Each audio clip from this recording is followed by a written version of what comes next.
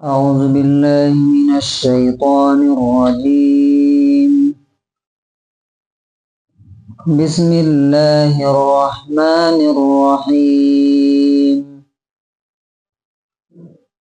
فإما تثقفنهم في الحرب فشرد بهم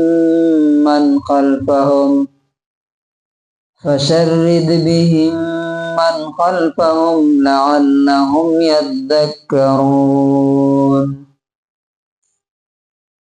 وإما تخافن من قوم خيانة فانبذ إليهم على سواء إن الله لا يحب الخائنين. ولا يحسبن الذين كفروا سبقوا إنهم لا يعجزون. سورہ انفال سورہ نمبر 8 آیت نمبر 57 سے 59 تک. اس کا اردو ترجمہ ہے فَإِمَّا تَثْقَفَنَّهُمْ، پھر اگر تم ان کو پالو، فی الحرب، جنگ میں، ان کو جن کے بارے میں اس سے پہلے بات ہوئی تھی کہ ان شر الدواب عند اللہ، سب سے بدترین جانور اللہ کے نزدیک کون ہے؟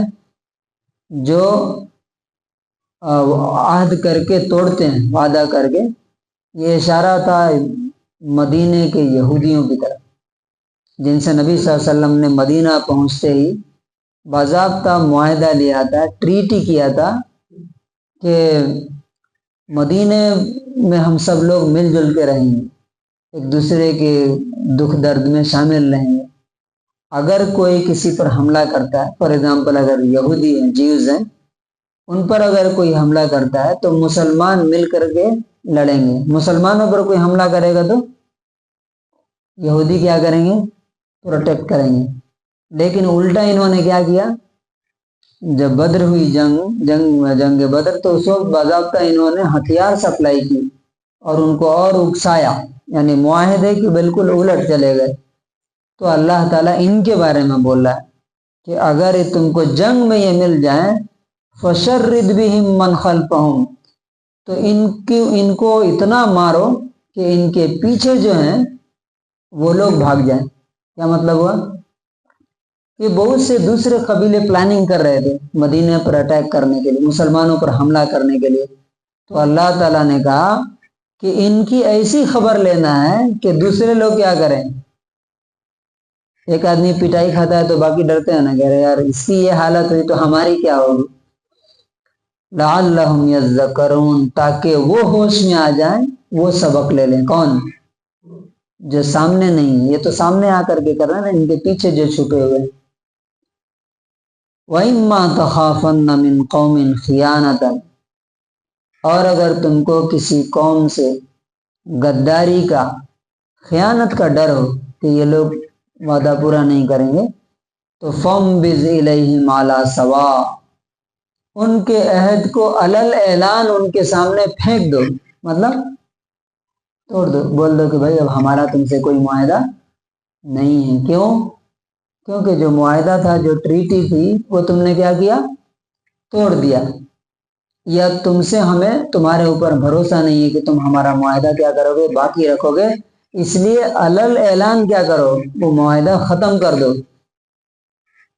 ان اللہ لا يحب الخائنین، بے شک اللہ تبارک و تعالی خیانت کرنے والے کو، بے ایمانی کرنے والے کو پسند نہیں کرتا ہے. وَلَا يَحْسَبَنَّ الَّذِينَ كَفَرُوا، اور وہ لوگ جنہوں نے کفر کیا یہ ہرگز نہ سمجھے، سبقوا کہ وہ ہم سے چھوٹ گئے، اِنَّهُمْ لَا يُعْجِزُونَ، بے شک وہ ہمیں کبھی بھی ہرا نہیں سکتے. اس کا انگلش ٹرانسلیشن ہے And if you, O Muhammad sallallahu alayhi wa sallam, gain dominance over them in war, then disperse by means of them those behind them that perhaps they will be reminded.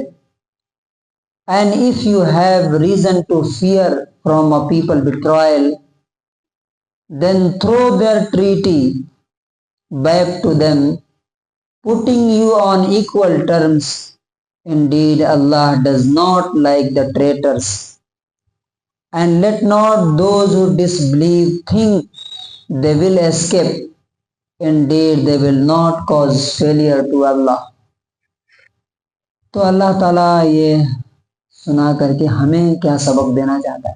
Number 1 کہ ہم جو بھی معاہدہ کریں کسی سے، جو وعدہ کریں، اسے کیا کرنا چاہیے؟ پورا کرنا چاہیے، ورنہ اللہ تعالیٰ جس طرح سے ان کو سزا دیا، کیا کیا معلوم ہے آپ کو؟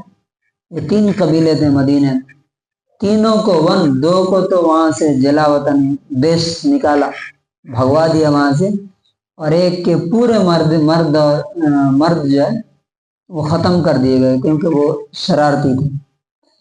دوسرا اللہ تعالیٰ کیا سبق دینا چاہتا ہے کہ اگر آپ نے کسی سے کوئی معاہدہ کیا ہے، کوئی کاروبار کے سلسلے میں یا پرسنل لیول پر یا کسی بھی طرح کا، تو جب تک آپ دیکھ رہے ہیں کہ سامنے والا پورا کر رہا ہے تب تک آپ کو پورا کرنا ہے، لیکن جب ڈر ہو تو بولنا ہے کہ بھائی اب ہماری پارٹنرشپ، ہمارا وعدہ، ہمارا آپ سے جو یہ تھا معاہدہ تھا وہ سب کیا ہو گیا؟ ختم ہو گیا۔ کیوں؟ کیونکہ اللہ تعالیٰ کیسے لوگوں کو پسند نہیں کرتا؟ جو خیانت کرتے ہیں۔ خیانت کسے کہتے ہیں؟ مان لیجیے کہ یہودیوں سے معاہدہ تھا، اب اچانک ان کے خلاف کوئی کارروائی کر دینا، یا جا کے چپکے سے، وہ اطمینان سے ہے کہ ہمارا ان سے معاہدہ ہے نا، انہوں نے غداری کی اور چپکے سے جا کے ان پر حملہ کر دیا، تو یہ کیا ہے؟ یہ بھی خیانت ہے۔ تو ایک طرف اللہ تعالیٰ ان کو پسند نہیں کرتا جو خیانت کرتے ہیں، تمہارے طرف سے بھی جو خیانت ہوگی وہ بھی اللہ تعالیٰ پسند نہیں کرے گا۔ تو کلیئر ہونا، معاملہ جو ہے نا ٹرانسپیرنٹ ہونا چاہیے کہ بھائی ہمارا آپ سے اب کوئی معاہدہ نہیں ہے۔ اور تیسری بات جو ان کے ذریعے اللہ ہمیں سمجھانا چاہتا ہے کہ کبھی یہ نہ سمجھنا چاہیے کہ ہم گناہ کر کے، غلطیاں کر کے اب ہمیں تو اللہ تعالیٰ نہیں پکڑے۔ بہت سے لوگ کیا سمجھتے ہیں، اب یہ ان کے بارے میں بات ہو رہی ہے لیکن یہ ہمارے بارے میں بھی اپلیکیبل ہے، کیا ہم تو بہت اچھے ہیں، ہم تو اللہ کے پیغمبر کی امت ہیں، ہم تو محمد صلی اللہ علیہ وسلم کی امتی ہیں، نعتوں میں بھی ایسا بولتے ہیں۔ یہ سب بیوقوفی کی بات ہے۔ جو بھی غلطی کرے گا، گناہ کرے گا، پاپ کرے گا، وہ چاہے کتنا بھی چھپ کے کرے، کتنا بھی وہ طاقتور ہو، اوپن ہو کر کے کرے، اللہ تعالیٰ بولتا ہے کہ وہ میرے سے تو بچ نہیں سکتے۔ جب میری پکڑ آئے گی تو پھر ان کو کوئی بچا نہیں سکتا ہے۔ اور ہسٹری اور تاریخ اس بات کی گواہ ہے، خود ان کی جن کی کہانی اللہ تعالیٰ ان آیتوں میں بتا رہا ہے ان کا کتنا دردناک انجام ہوا۔ تو اللہ تعالیٰ سے دعا ہے کہ اللہ تبارک و تعالیٰ ہم سب کو اللہ رب العزت پر ایمان رکھنے، اس سے ڈرنے اور ہمیشہ اپنے وعدوں اور عہد کی، معاہدے کی، ٹریٹی کی پابندی کرنے کی توفیق نصیب فرمائے۔